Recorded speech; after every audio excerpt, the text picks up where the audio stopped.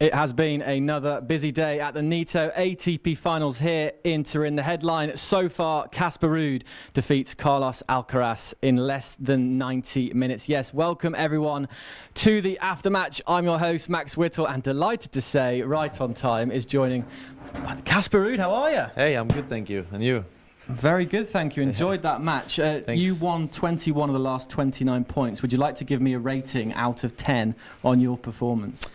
Yeah, I would say it was, up close to a 9. There were, always a few errors you'd like to erase, but it was a good match, and particularly at the end, it was great. I came down from 2-5 to 7-5, and I played some good tennis, and there were some close games, and luckily most of them went in my favor. So that's kind of what you want and what you need in order to beat players like Carlos. Loads of people sending in questions on social media using the hashtag the Aftermatch. Sarah asks, we're all cheering you on back home. What would you like to say to your fans back in Norway? Oh, that's great. I would just like to say thank you a lot. It's always fun to play either in front of any fans, but knowing that there are Norwegian fans watching, it's a great feeling. As everyone knows, I love representing Norway and my country, and it's nice to know that people are watching back home. Absolutely. Let's go back to the match. So you win the first set. The second set, Carlos is serving for that set here. We're going to look at the lob now. Yeah. How would you rank this in terms of your list of career shots?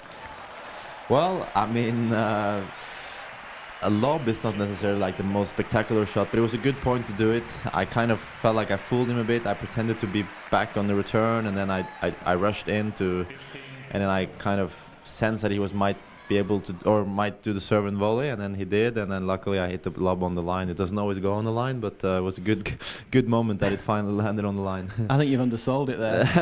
Yeah, I don't think so. We found your lucky charm, I think. So we loved your shoes on court, the personalised Casper sneakers. How long have you been wearing these for? They have these are fairly new to the outfit, but I like the small details on the shoes. Yeah, it's nice to have your name on them. I also have it on inside my racket, so a few things that are nice to look down at, and just small details that can make a difference. It might be the most important question I asked today, Casper. Yeah. Can we get a pair for the studio at some point this week? Maybe, yeah. After when I'm done, I'll give you a pair. I won't be needing a pair of tennis shoes for a few days after this tournament, so I'll give you a pair, a spare. Thank you. We'll take that. No worries. Speaking of fashion statements, so the 8 of you got together for Media Day a couple of days ago. We love this photo of you all together. Do you think you could have pulled off the Casper trainers with this particular suit? I don't think so. It was a very formal. We were wearing a lot of formal clothes, and I'm not sure that the tennis shoes go well to such a formal jacket and pants. Well, if that was a band, the 8 of you got a name for the band? I would say maybe the young players or something. I don't know. Players, the young finalists. Players. Yeah, the young players. I like it. Yeah. We've been going down the Instagram archives, so we know you like your fashion. You're no stranger to a suit.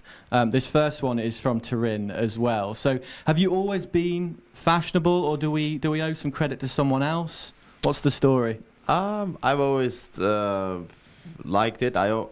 When I grew up, I loved watching like James Bond, for example, and he was always well dressed. A proper British, attire and formal wear, and we don't very often wear suits on the tour. So if you have a chance, I think it's nice. Can be a bit tiring wearing a suit a whole day, so for a few hours is enough. I think they're still looking for the new James Bond after Daniel Craig. What about you, Casper? Yeah, I'm not British. I don't think and I don't have a good British accent, so they don't need to look for anything in me.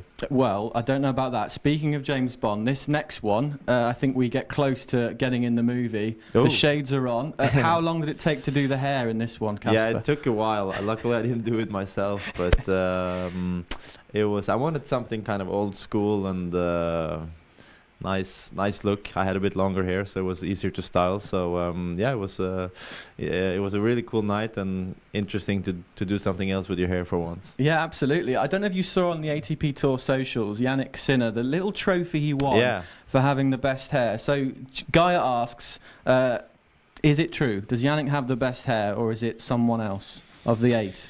I think you have a lot of good contenders. Yannick's hair is very distinct because it's the color that he has, and he has a lot of hair. It's kind of fluffy and sitting up. Not sure how much time he spends fixing it in the morning, but he always looks fashionable, and it's a distinct color, and I like it. Yeah, well, my final question to you. We've got our last suit picture, mixing business with pleasure. Yeah. Only you can pull this off, correct? Oh, yeah, that was a cool shoot. This was kind of it was for the Olympics, and for Dior it was kind of highlighting Olympics and the athletes competing in the Paris Olympics. So it was a cool shoot and a cool kind of advertisement, and yeah, I liked it. It was mixing something very stylish with the bandana and what I would use on court. Well, Casper, thank you so much for joining us. No worries. We've broken some news. He's the next James Bond, I think, even though he's from Norway. Yeah, that would be a first. Absolutely. Coming up very shortly, we've got another episode today with Gabe Escobar, 3.2 million followers on TikTok. So stick around for that. But for now, we'll see you soon.